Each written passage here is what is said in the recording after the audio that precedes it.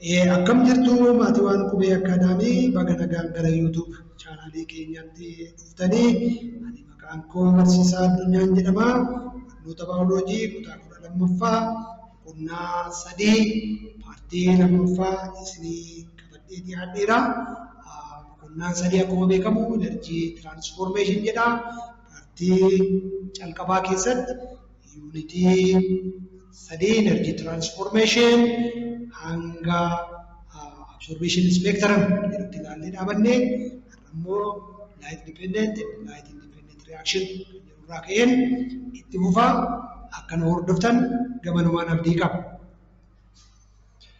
Light dependent and light independent reactions, these are two distinct and consecutive reactions during photosynthesis. Adeemsa photosynthesis keessatti bunyaatiin adda ta'ee fi walirratti hirkate yookiin walitti fufaa ta'ee lama ilaalla jechaadha. Structurii chloroplaastii ilaalle keessatti structurii waan gurguddoo lama yookiin bakka gurguddoo lama thalakkoid kan jedhuu fi stroma kan jedhu ilaallee turre jechaadha. Bakki walnyaatiin ifaatti gaggeeffamu thalakkoid yookiin giraanaa staakof thalakkoid isa jedhamu keessatti akka ta'ee fi light independent reaction walnyaatinsa ifa hin barbaachifne yookiin walnyaatinsa dukkanaa laateraalii jedhamu stroma bakka jedhamu keessatti akka gaggeeffamu barnoota viidiyoo tokkoffaa keessaa quba qabdu jechaadha. Here asitti photosynthesis which occur in two stages, the light dependent reaction and the light independent reaction or Calvin cycle or Calvin reaction jennee waamna jechaadha. Dabareedhaan mee tokko tokkoon ilaallu. The light dependent reaction walnyaatinsa ifaa jennu kuni again there is cyclic and non-cyclic photophosphorylation. Cyclic kan jennuu fi marsaa kan uumuu fi non-cyclic kallattii tokko qabatee only follow one pathway qabatee kan gaggeeffamu photophosphorylation gaggeeffama jechaadha. The light dependent reaction keessatti again light dependent reaction cyclic and non-cyclic photophosphorylation akka qabu garanuma hubachuun gaariidha. The light reaction are the steps of photosynthesis that convert solar energy to chemical energy. Photosynthesis solar energy jalqaba irratti waa'ee energy hoosni kaasu indagattan jedhee yaada. Solar energy ifaaduu convert godha jechaadha. Gara kamitti gara chemical energy tti. Anniisaa keemikaalaa anniisaa ifaaduu gara anniisaa keemikaalaatti geeddarama jechaadha. Kanaaf qabxiin kun qabxii ijoo fi yoo adda addaa irra deddeebi'ee qormaata biyyoolessaa irratti illee kan dhufu jechaadha. Kanaaf ishii kana hubachuun gaariidha. Solar energy gara chemical energy convert godha jechaadha photosynthesis. Water is split which providing a source of electron and protons and give off the oxygen as a byproduct. Walnyaatinsa gooroo seensa irratti ilaalle paartii tokkoffaa keessatti oksijiniin gara alaatti baati jechaadha. Oksijiniin gara alaatti baatu kun eessattuu uumamti yeroo tokko tokko gaaffiin jedhu dhufa. Gaaffiin kanaaf deebiin walnyaatinsa ifaa keessatti light dependent reaction which produce or harvest oxygen as a byproduct and the split of water into hydrogen and oxygen. The source of electron for electron transport chain is produced at light dependent reaction. Walnyaatinsa ifaa kana keessatti bishaantu bakka lamatti caba jecha. Water split into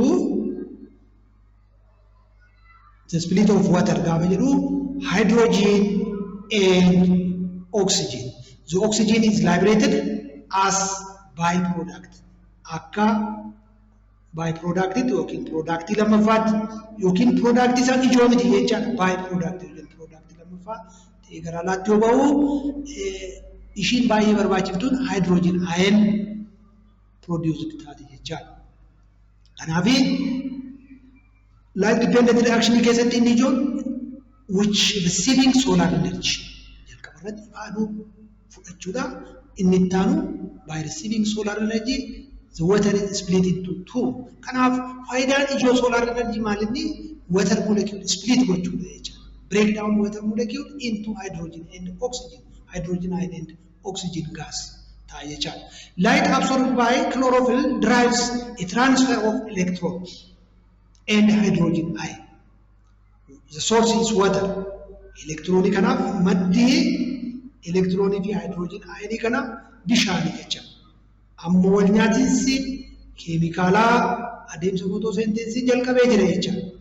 Bishaan split gochuudhaan jalqabee inni ittaanu hydrogen argamte sun madda electronic afur bishaan molecule irra lamarraa electronic afur fi hydrogen ion formed taate jecha. Water to an acceptor called NADP. NADP is an enzyme. Shin kun enzyme da. Enzyme kun final electron acceptor of light dependent reaction. Wanyaatiin sa ifaa keessatti. Wanyaatiin sa thalaakoid yookiin giraanaa jedhamu keessatti gaggeeffamu keessatti hydrogen kana receive kan gootu ishii kana jecha. Receive gootee gara kamitti dabarsiti gara wanyaatiin sa dukkanaatti transfer gooti jechaadha. Yeroo kana NADP kuni NADP H taati jechaadha. NADP H from NAD to NADP H. NADP gara NADP H tti geeddaramteet temporarily stored taateti gara Calvin cycle hydrogen transfer gootee deemti jechaadha. Kanaaf electron acceptor the final electron acceptor jennee waamna jechaadha. Kana dura garuu electrononni tokko tokko receive kan godhanii electron transport chain keessatti kan geejjiban gara gadaanutti kan laalluu ta'a jechaadha. The electron acceptor NADP is first cousin to NAD cellular respiration irraa dhufte jechaadha. Maddi NAD kun cellular respiration keessa nicotinamine adenine dinucleotide jennee waamna jechaadha. With phosphate ioniin attached irratti yoo taatu NADP adeemsa photosynthesis keessatti jechaadha. NADin respiration keessatti yoo ta'u gara boodaarra respiration keessa kutaalee ittaanaan hordofaa yoo deemtan kan argattan yoo ta'u NADP har'aaf maddi ishii respiration akka taate dagachuu hin qabdan jechaadha. Which functions as an electron carrier in cellular respiration, the NAD one. But NADPH is an electron carrier in photosynthesis which transfer electron from light dependent reaction to light independent reaction. Akka ta'e dubbiin ijoon kana hubachuun gaariidha jechaadha.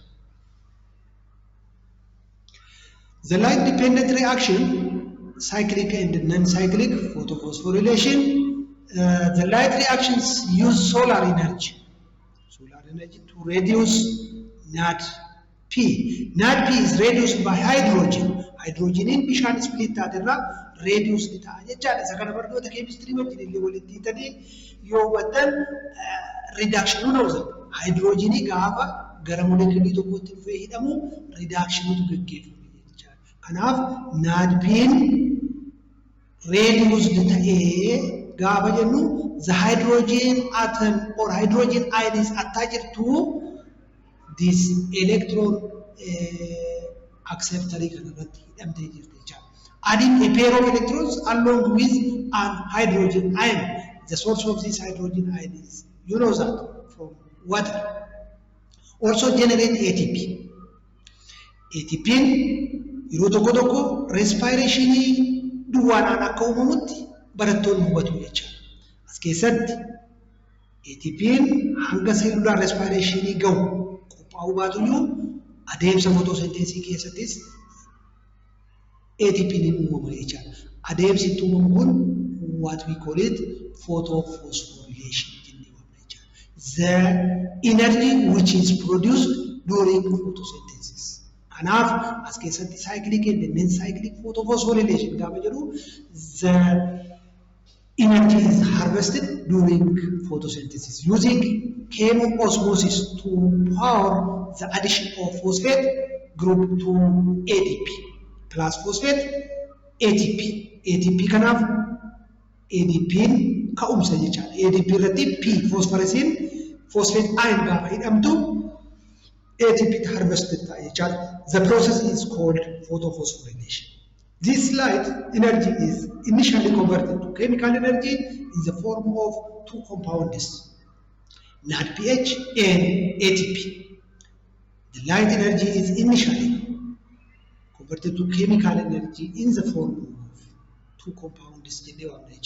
One is NADPH and the other one is ATP. The product of light-dependent reaction. Light-dependent reaction is product in umra. Light-dependent reaction is gaafa xumuramu anniisaa fi NADPH akka oomishamu beeku gaariidha jechuudha.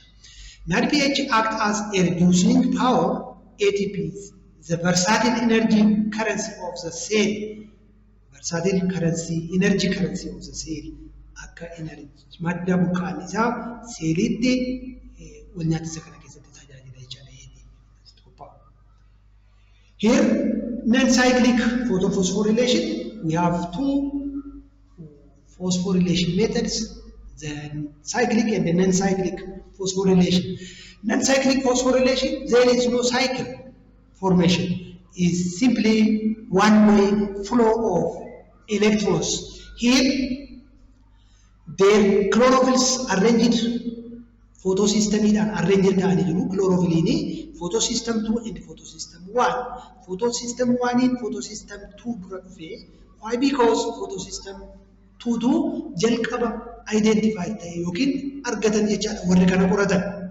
Kanaaf arrangement isa dogoggora miti jechaadha. Photosystem 1, photosystem 2 dursee photosystem 1 fuun isa is not mistake sirriidhuma jechaadha. Photosystem 2 irraa ka'a jechaadha.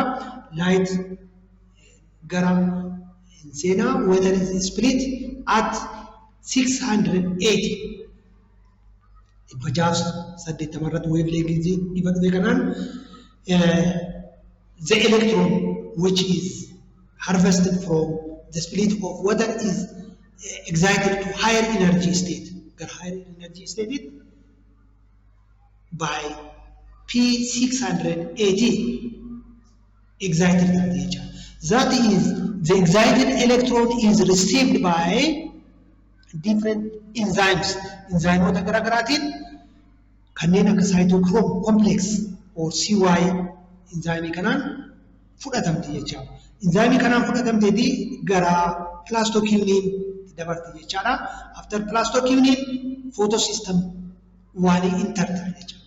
At photosystem 1 the electrons are excited again for the second time at P700. Excited here the electronin which is the excited electron from photosystem 1. Primary electron acceptor photosystem 1 there is a primary electron acceptor and the electrons flow in this direction. Then from primary electron acceptor is passed to ferredoxin enzyme. Then finally, as I told you, NADP, the final electron acceptor for this pathway cannot here NADP react with hydrogen ion to form NADPH is the input for the dark reaction. Dark reaction that have no input NADPH. Here the NADP, the final electron acceptor for the light-dependent reaction, and NADPH is the product of photosystem 1. Photosystem 1 is final product in nature. Final product in as case the product in ijo wanyati saifa NADPH fi ATP ta jecha. Here cyclic photophosphorylation. Cyclic photophosphorylation in kuni photosystem 1 irratti. Not at photosystem 2, at photosystem 1. Salama farati jechaadha. Electron transport chain qabate deema kan jiru sun. Again, the excited electron again to be returned back to the photosystem. Gara collection of chlorophyll kanatti return back ta'a. Electronin excited ta'a. Electronin higher energy state irra geesse again electron acceptoriidhaan duubatti deebite jechaadha. Electronic kana gara duubatti BC1 complex is an enzyme that return or bend to photosystem 1. So from the diagram you see that for a cycle or a curve-like structure. Curve-like structure in mul'atu kun maal nutti agarsiisa? Saayikiliin asitti mul'atu kuni geengoo waan fakkaatu nutti agarsiisa jechaadha. Kanaaf saayikiliik jenneeni waamna jechaadha. Saayikiliik kana keessatti there is an electron acceptor enzymes here reaction center P670. There is photosystem. Photosystem in as jiru kun photosystem 1 ila jechaadha. The chlorophylls arranged in photosystems. Photosystem 1 in an arranged ta'a jechaadha.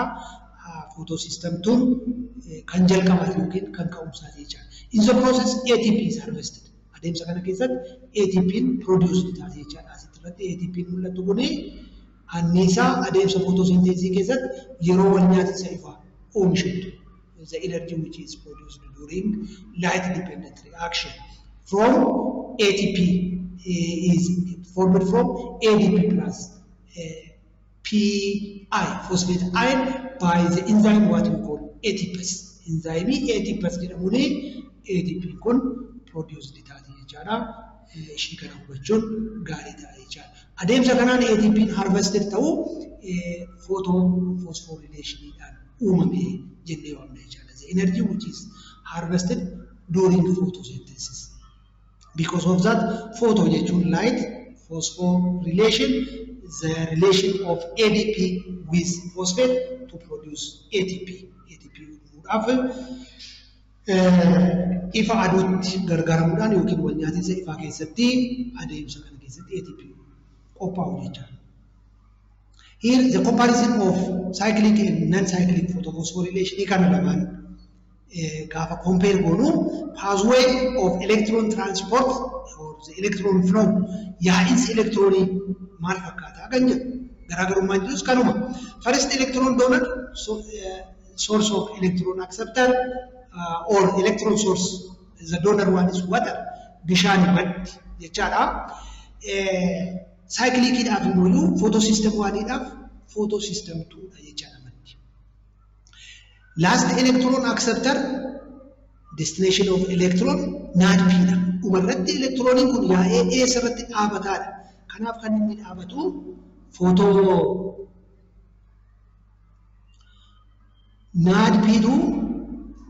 NADP kanatu electronii xumurarratti receive godha jechaadha. Yookiin kan goolabamu kan xumuramu NADP dhaan. NADP H itti geeddarama jechaadha NADP kun. As keessatti garuu saayikiliikii keessatti photosystem 1 dha jechuudha. The electron return back to the photosystem. Cyclic uumeeti yookiin geengoo uumeeti jechaadha. Diagraamii kana hubatuutti akka hubatanitti. Product xumura kanarratti xumura non-cyclic irratti the output jennee kan waannoo fi the essential one is ATP, useful ATP, reduced NADP. That means NADPH as a byproduct. The useful one is ATP only, not NADPH during cyclic reaction. Photosystem involved in non-cyclic photosystem 1 and 2, but in cyclic photophosphorylation photosystem 1 only involved in the pathway. Pathway keessatti photosystem 1 qofatu qooda fudhata jechuudha. Photosystem 1 and photosystem 2, electrons in chlorophyll molecules in photosystem 2 are excited by the energy in photons of light. This one is the first step. Yoo tokko qormaata maatirikii keessan ilaaltaniitu ta'a steppii kana nu gaafata jechaadha. Steppoota gara 4 5tu jiru. Inni jalqaba the electron is excited to higher energy state.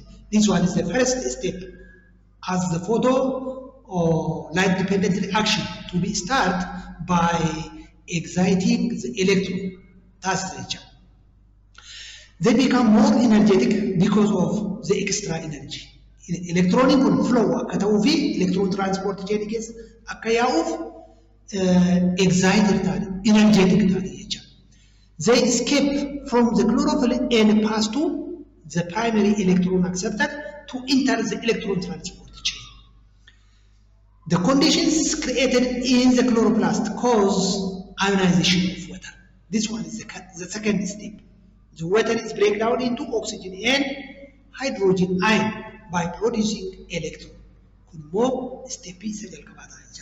This light dependent splitting of water is by photolysis. This one is a good biological terminology, photolysis. Photolysis means the split of water into oxygen and hydrogen.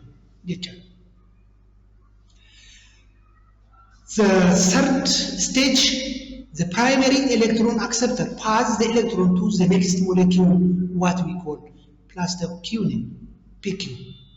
The electron then passes along a series of cytochromes and finally to plastocytosine, PC, the last carrier in the chain. The electrons lose energy as they are passed from one carrier to the next in the electron transport chain. The fourth stage, one of the molecules in the cytochrome complex is proton or hydrogen ion, which is pumped, an accumulation of protons inside the thylakoid, which is driven the chemoosmotic synthesis of ATP for the harvest of ATP jechaadha. Kan gargaaran yoo ta'u hydrogen ion gara wal nyaatisu kanaatti transfer taate jechaadha. Finally, electron in chlorophyll molecules in photosystem 1 are excited and escape from the molecule. They are replaced by the electrons that have passed down the electron transport chain from photosystem 2. Kanaaf yaa'insa elektiroonota kun itti fufaadha jechaadha. Yeroo tokko bahee kan dhaabatu miti. Elektiroononni akkasii electron transport chain keessa gaafa galan photosystem 1 the arrangement of chlorophyll jiraniin immoo again solar energy trap ta'uudhaan the water split again the electron to be flow. Kanaaf yaa'insa elektiroonota kun fufaa akka ta'e hubachuun barbaachisaa jechaadha asirratti. The electron then pass along a second electron transport chain involving ferredoxin and finally the ferredoxin to be transferred the electron to the final electron acceptor NADP dabarsa jechaadha. Kanaaf yeroo itti goolabamu irra ga'u ta'a jechaadha. Light dependent reaction.